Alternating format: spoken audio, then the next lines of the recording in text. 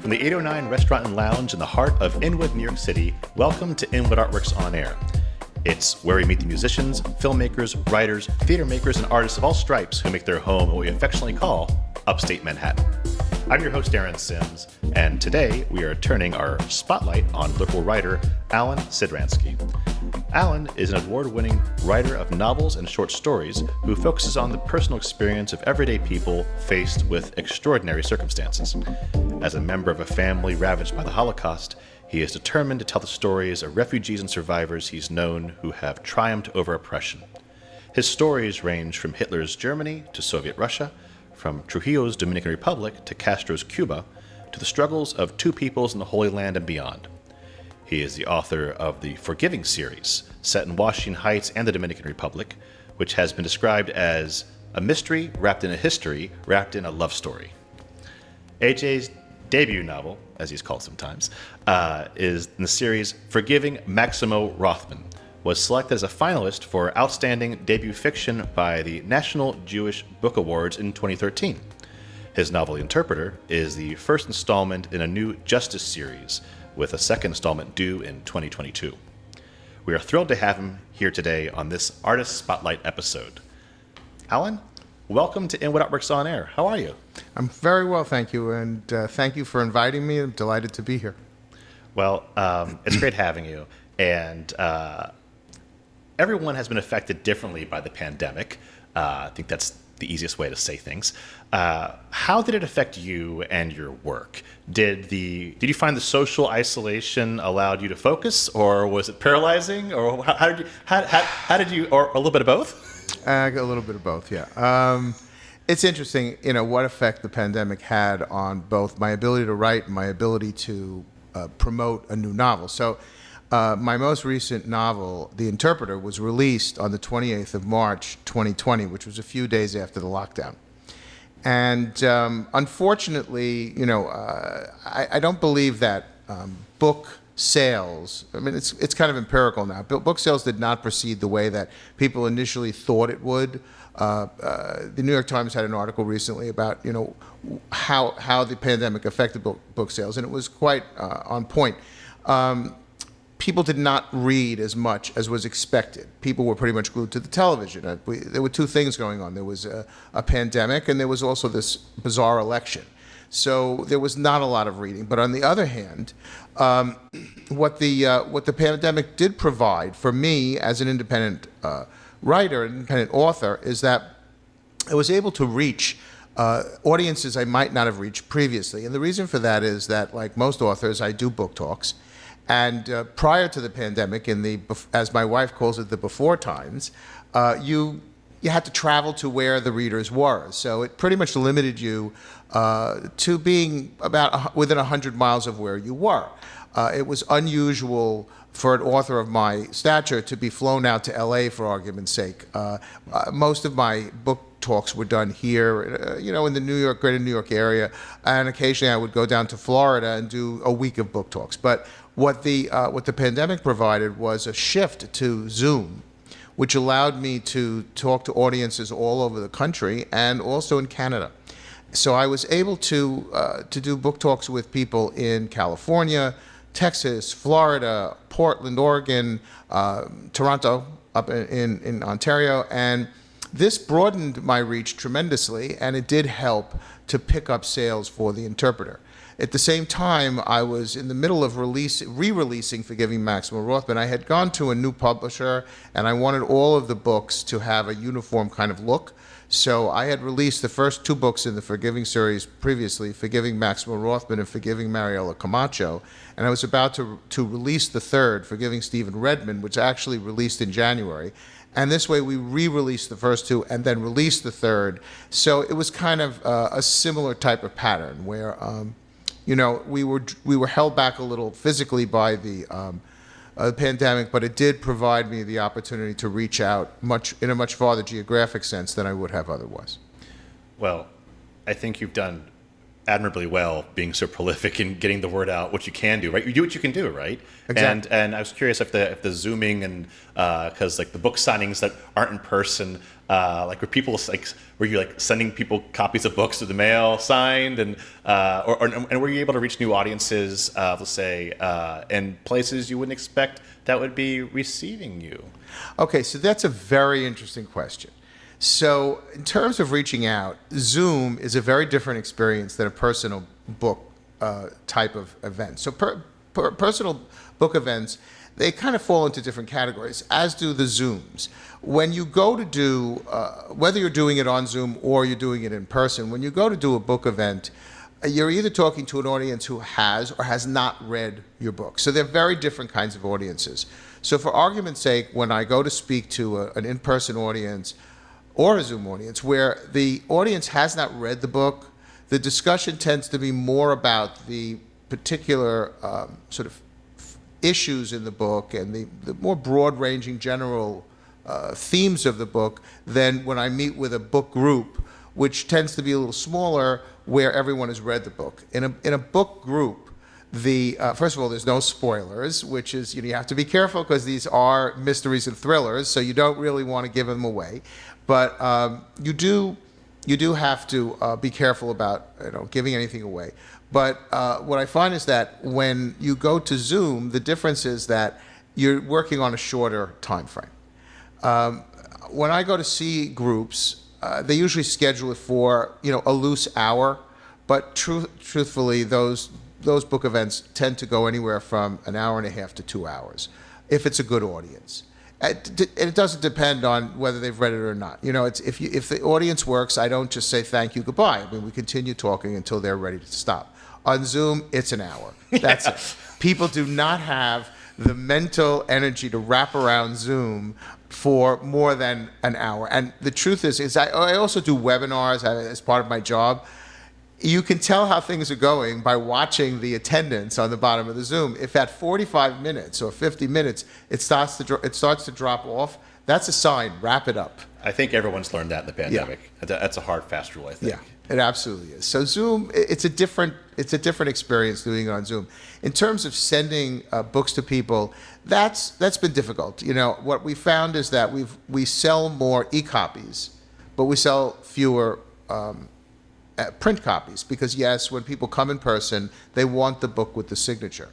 But it's very hard to do that. I mean, there are websites that will provide the ability to deliver a signed book, but the truth is that it becomes expensive because of the cost of shipping. Right. Well, you've written not one, but at least 2 series of stories.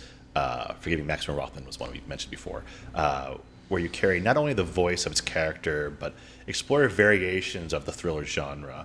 It can be quite difficult to find your voice as a writer. So looking back at your work to date, it's incredibly consistent, I have to say. A large focus of it is on the Jewish experience through a kind of like Norse style that has a lot of hard factual truths buried in the story. So let's do an origin story on you.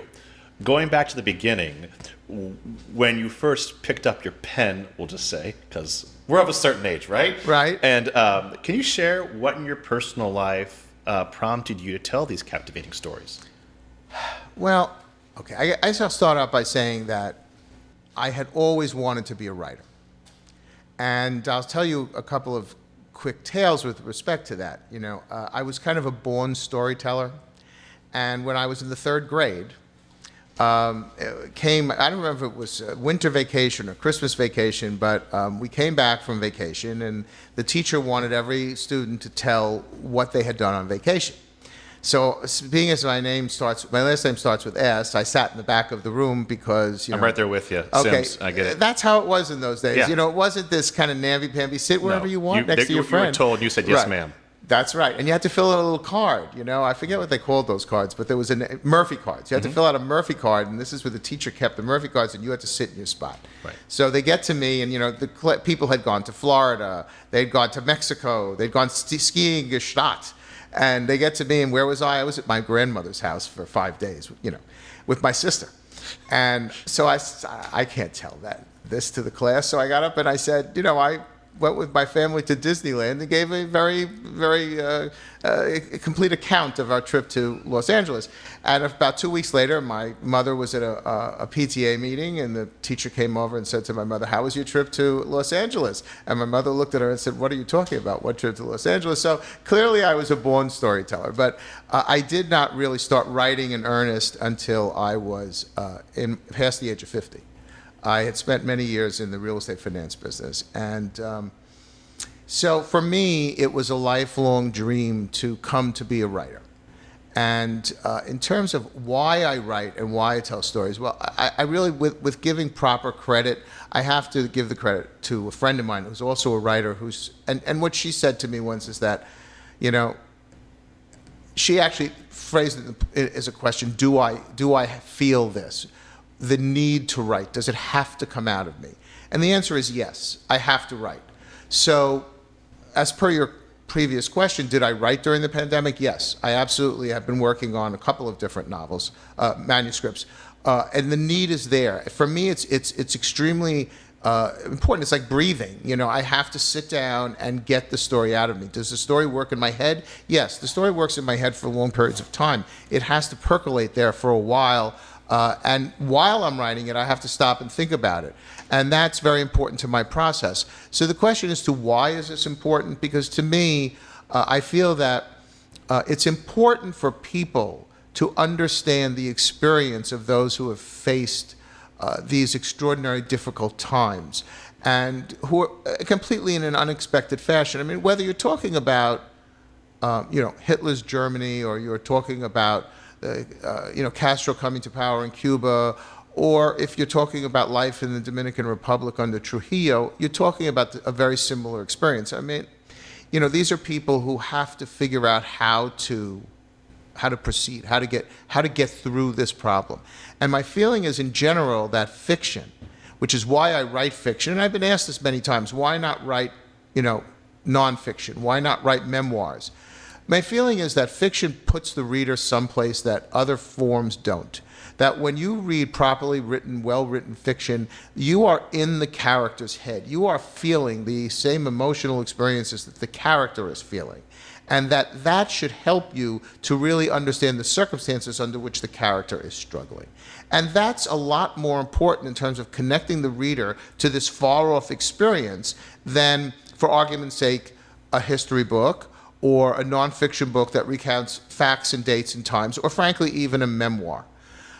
Because fiction tends to be broader. And I think that when we're talking about today's readers, and we're talking about things that happened 50, 70, 100 years ago, it's really, really important to give them this means to connect with the character and connect with the experience, because they don't have firsthand knowledge of that experience. I think you touched on something very interesting that I think I wanted to make sure our listeners kind of identified, to flag it for a second, is that it's not the content is king, don't get me wrong, but I think it's important to highlight the storytelling, the craft of storytelling, because if I were to categorize your work, which I will, all in all, it would be safe to say you write historical fiction. Yes. You're a historical fiction writer, which is great. And I wonder, my question to you is that, and you touched on it, but I want you to expound a little more, if you will.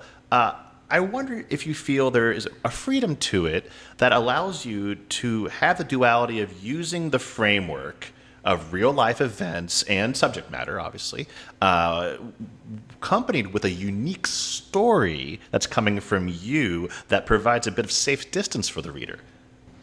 Okay, so that's an interesting question. I think that I'd have to say, first of all, that for me, in many respects, it's cathartic.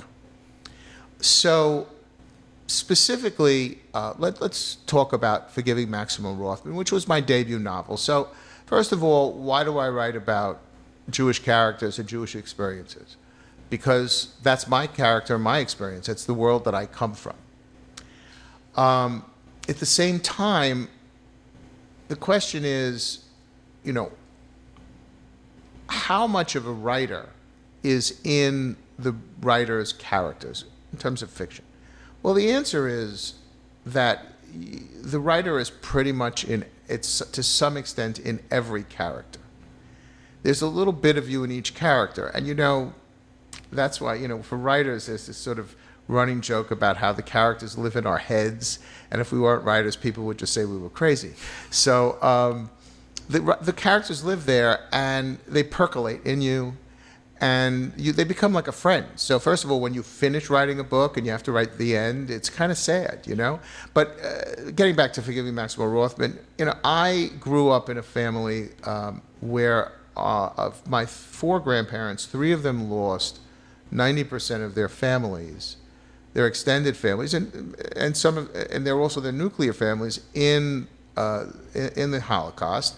And so this was an ever-present thing when I was growing up. And it's interesting because unlike for the child of a direct Holocaust descendant, my experience is a little bit different because these are the brothers and sisters and parents and nieces and nephews and cousins and friends of my grandparents. But they were ever present and at the same time absent. And so the story I often tell people is that we lived in a 2-family house with my mother's parents.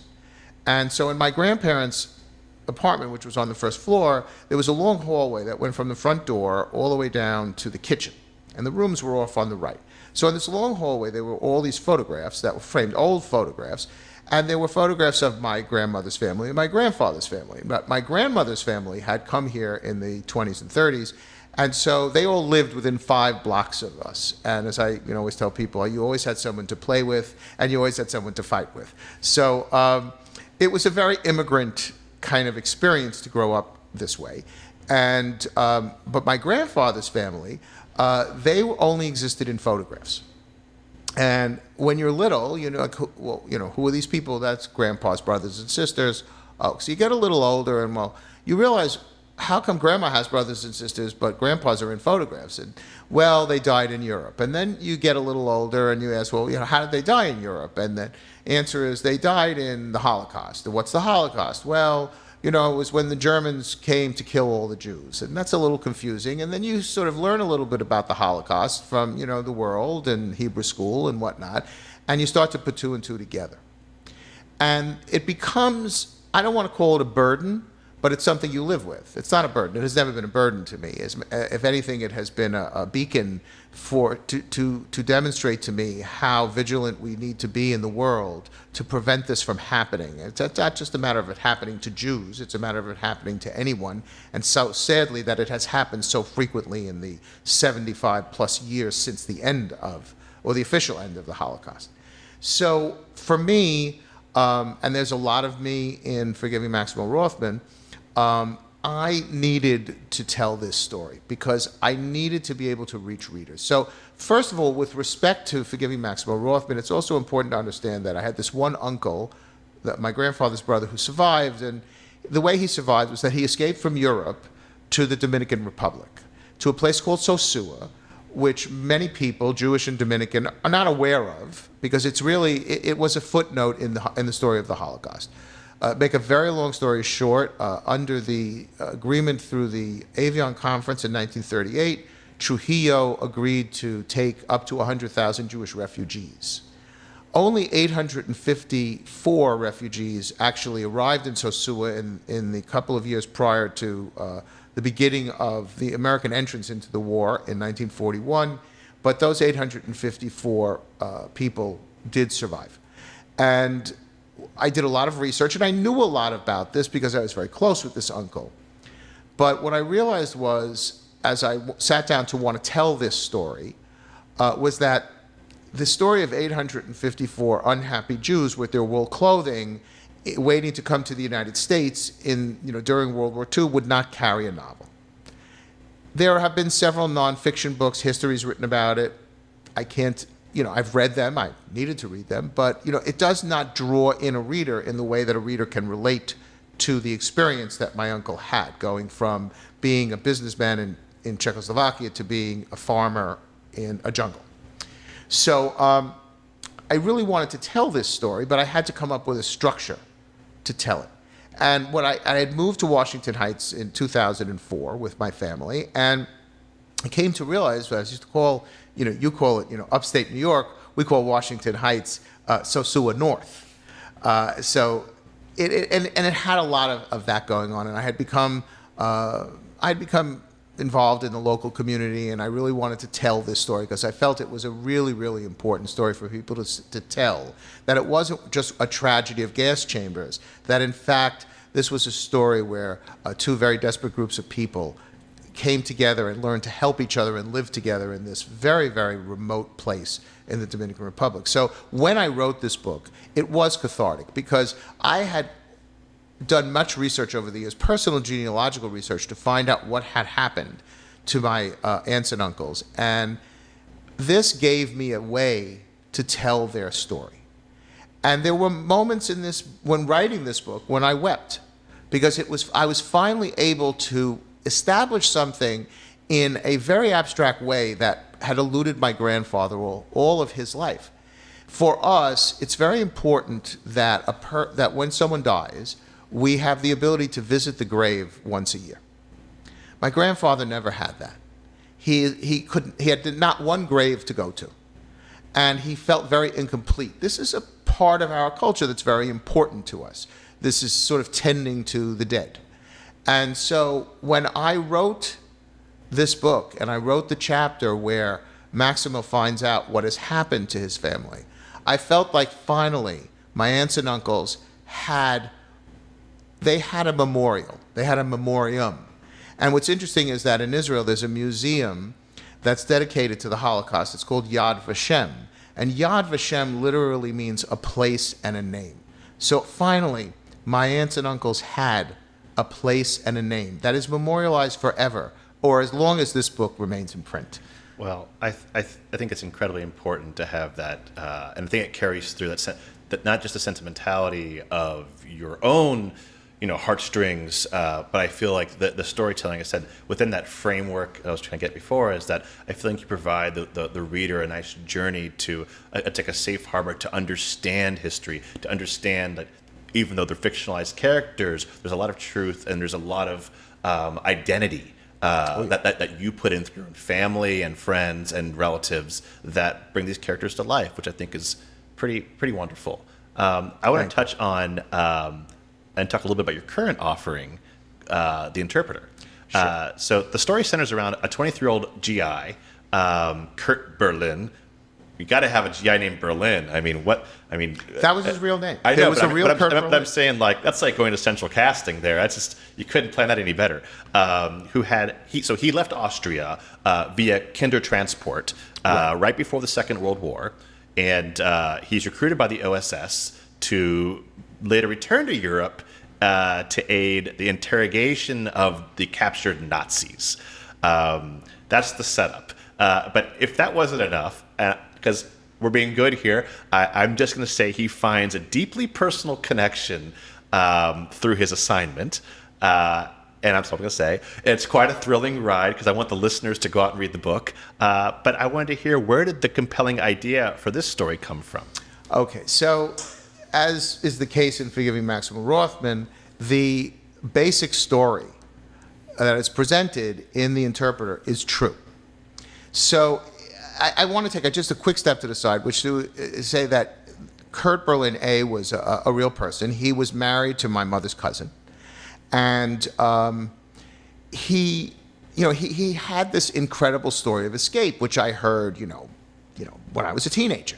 And I was always amazed by this story. So without giving away too much, I will tell the potential readers that the story of their escape is basically true. And he and his parents did travel through Nazi-occupied Europe on forged German diplomatic passports. They had to parade around as Nazis in order to leave Europe.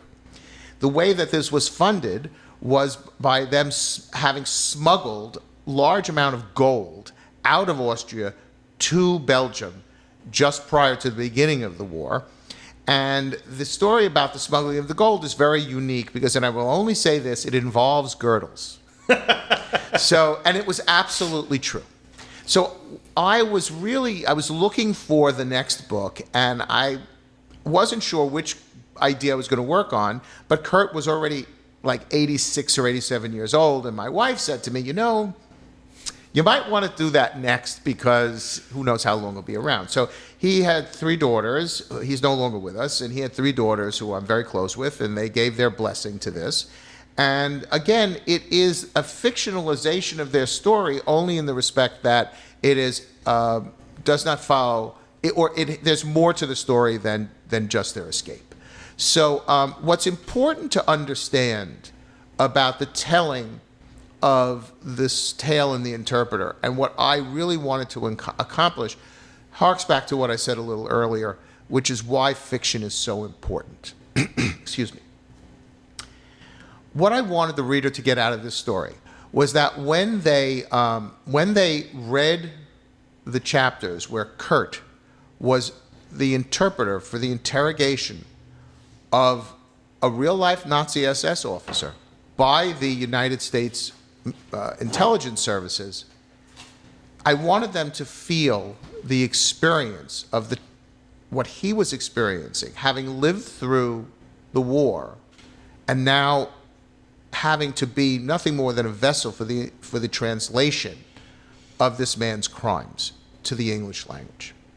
And I really wanted the mental stress, for want of another term, the effective PTSD of this experience to come through to the reader. Now, I'm not to pat myself on the back, but many readers have said to me that I really hit the nail on the head, and that they had to put the book down. So if you had to put the book down, then I did my job. Readers, you have your instructions. If you don't put the book down, you're not doing it right, okay? Exactly. Now, I would add 2 other very quick points to this. One is that as a writer, what I want to accomplish is I want to be able to change someone's mind, to give them a new message. When the book was in pre-publication, we had done advanced reader copies to go to reviewers. My publisher is located, Black Opal Books, and yes, there's a website, lots of great contemporary genre novels. There's a website you can go to, that's Black Opal Books. They're located in Oregon, and my publisher, she has a number of children, and one of them, her son-in-law, came over for a visit, and as she described him, he's a big redneck. And that's her words, not mine. I don't know the guy. And he liked the cover of the book, and he said, "Mom, can I take a copy of this?" And she said, "Sure," knowing full well what was in there. And 2 weeks later, he came back and said, "You know what? This changed my view of the world. And if I can do that once, then I have accomplished everything. I don't need to sell one more copy of the book. I have changed one person's view and one person's mind." And that is what is so important here, because there are literally millions of these stories that need to be told. Yeah. It's interesting listening to you and hearing about The Interpreter and the lengths people go to and the travels to Dominican Republic and obviously America. It's like, would you say that in some way the core of your stories center around the immigrant experience? Very much so. As someone who has lived among immigrants all my life, I felt myself more like an immigrant than an American. I mean, I was born here, and my parents were born here. But I can tell you with no question that my son, who is now 26, is the first generation of my family that feels completely American. Wow. And so, yes, I lived in this way, and I was raised in this way. English was not the first language in the house I grew up in. Hungarian was. And I have always sought out friendships from similar people, who have similar type experiences. And I think it's really important today, with the political situation the way it is, that we understand and open ourselves to the immigrant experience. And I know this is really sticking my head out, and I'm not looking to, or sticking my neck out, and I'm not looking to insult anyone or question anybody's politics, okay? But one of the things I talk about in terms of the interpreter is the experience of the kinder transport. So, and this really happened. In the book, Kurt is 16, but in real life, he was 12 when he was sent on the kinder transport. And tens of thousands of Jewish children in Germany and Austria were saved through these kinder transports. And and their parents sent them knowing full well they would likely never see their children again. And the vast, vast majority, well over 90%, never did.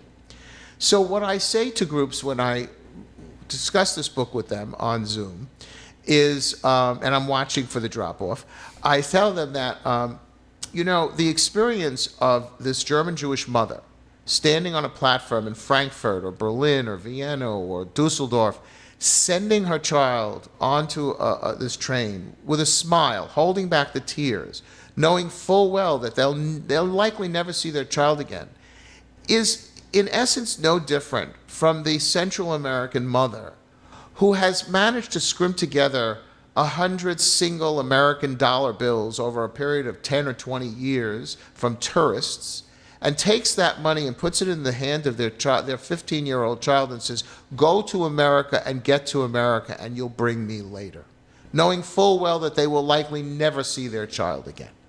And it is imperative upon us to open our heads and our minds a little bit to understand that despite the fact that, yes, we have a legal immigration system, and B, there are all kinds of issues with that we need to be fair, and we need to understand how desperate people can get.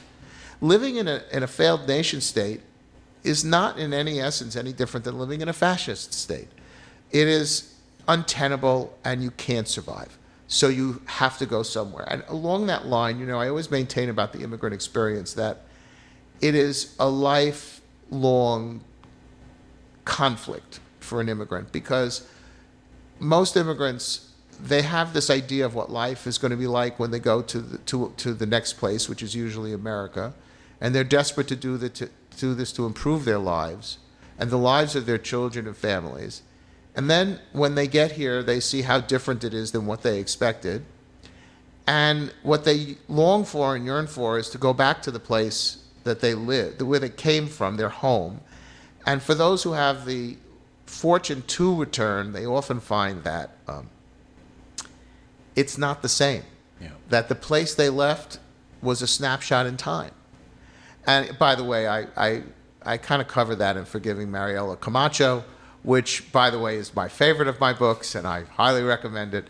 So I hope, yes, I'm very tied into the whole immigrant experience. Well, Alan, I could talk for hours about your books, but I'd rather people pick them up and read them and spend hours doing those. So, Alan, is there a place where we can send people to pick up your books online? Absolutely. Everything's available on Amazon, which is really the place we sell most of our books. You could also get them here uptown. Word Up has all my books. In terms of the Interpreter, it's available in e-copy. You can buy, Kindle, Nook. It's also in paperback, and it was just released on Audible. If you like to listen to books, the Forgiving series is it's available on Kindle and Nook, e-copies. It's also available on paperback. And the Audibles for all three books, Forgiving Maximo Rothman, Forgiving Stephen Redmond, and Forgiving Mariela Camacho, will be available starting probably in July and through the next couple of months. So by September, all of them should be available on Audible. Great. But they are available on e-copy now. Also, if you have a book group, and you want to read one of my books for your book group, I provide a free book chat with you on Zoom, or things are opening up. If you're local and you want to get me to come over and you get a little Danish and some coffee, I'm happy to come over and talk with your group about my book. But I do that free for book groups. I also That's wonderful. I do it for larger organizations too, but there's a little charge for that. Understood. And you also have a website as well, correct? Yes, you can go to ajsidransky.com. That's ajsidransky.com. And my whole life story is there, well, along with my books. We'll put that website up on the description of this episode. Thank you. Alan, thank you so much for taking the time to be with us today. Aaron, it was my pleasure, and thank you so much for inviting me. Sure thing. Well, it's wonderful to have Alan here joining me on this Artist Spotlight episode of Inwood Artworks On Air. It's where we meet the musicians, filmmakers, writers, theater makers, and artists of all stripes who make their home here in Upper Manhattan. If you have a moment, please show us some love right now by rating and reviewing this podcast on Apple Podcasts. It really does help us. And share it with some friends. Many thanks to 809 Restaurant and Lounge here at 112 Dyckman Street here in Inwood for hosting us, and to HideSites.com for all their great uptown promotional support. Be sure to follow us on social media at Inwood Artworks to keep up with all that we do, including the Inwood Film Festival, Filmworks Al Fresco, pop-up art galleries, live performances, and so much more. You can support On Air and all our programming by making a donation at inwoodartworks.nyc/donate. This program is supported in part by public funds from the New York City Department of Cultural Affairs in partnership with City Council, and in part by a grant from NYC Company Foundation with partial support from Manhattan Borough President Gale Brewer. From the top of Manhattan and the bottom of our hearts, thank you so much for tuning in. I'm Aaron Sims for Inwood Artworks On Air.